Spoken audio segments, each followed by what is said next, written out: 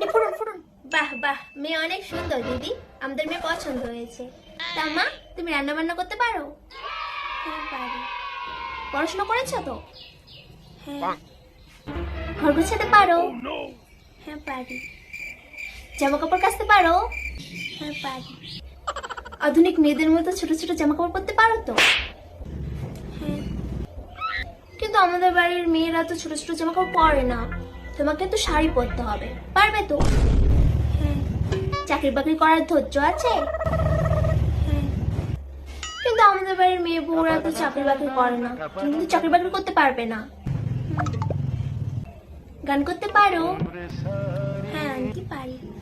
নাচ করতে পারো?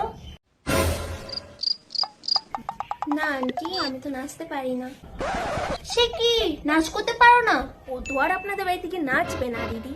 তাতে কি হয়েছে দিদি, নাচ তো করা একটা গুণ, নাচ তো করা জানতে হয়।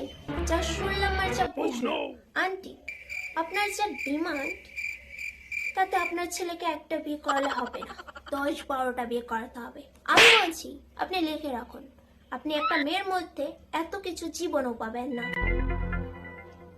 আর যদি আমার কথা বলেন, তাহলে আমি আপনার ছেলেকে জীবনও বিবাহ করিব না। আপনি ফুরুন ফুরুন, যান এখান থেকে।